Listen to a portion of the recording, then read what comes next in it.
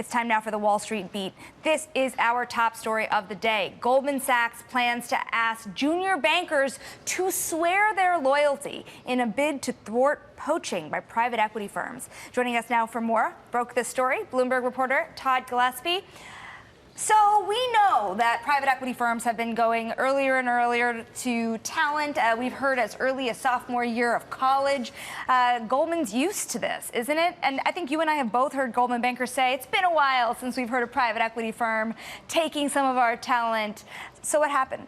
Yeah, well, I mean, what we know is that Goldman is now planning for their new analyst class this year to start implementing a rule where now every 3 months they have to, for conflict of interest rules, of course, tell Goldman whether they have already accepted a job offer from elsewhere, whether they've lined up a new opportunity outside the firm, which could potentially present some problems, some headaches. Maybe they're going to be working on a deal for a private equity company that they're about to join, but their bosses don't know that yet. Those are the kinds of headaches that these MDs want to avoid. But obviously, they also just want to make sure that they're keeping their best talent. So at the end of the day, this is also a, let's just make sure that you're in your seat for a while. Why is it such a big deal? I mean, isn't the idea that you go to one of these analyst programs for a couple of years and then you're free to do something else? Does Goldman Sachs really want to hold these people there and develop them? Right, David Solomon is so excited about his alumni network elsewhere. David Solomon is very excited about his alumni network. David Solomon does boast of these boomerang hires where people go away and make big bucks in private equity, come back as partners to Goldman Sachs. He likes boasting about that in earnings calls. We all know that. But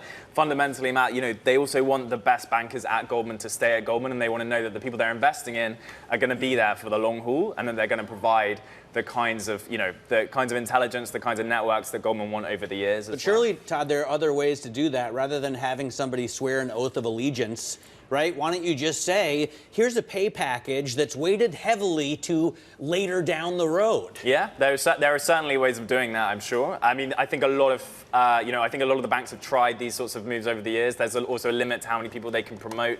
Obviously, each year, a lot of these young, up-and-coming talent, they want to get big bucks as fast as they possibly can, and they know that private equity is willing to pay bigger pay packets.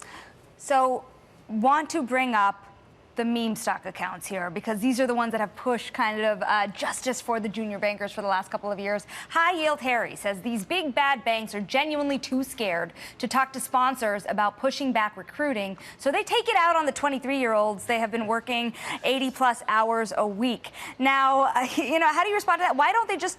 It's true, right? Didn't Apollo just come out with a note very recently about how they were going to stop poaching for the banks to stop pissing them off? And I mean, that is one thing, but I don't think it's actually just about pissing them off, to be fair. I did speak to one banker a little while ago who told me, just a couple of months ago actually, and they were saying that a lot of their own private equity clients, their sponsor clients, had told the banks, look, we know we've pissed you off for a few years now. We're gonna ease off, partly because the talent we're getting from you actually isn't as good as we want it to be.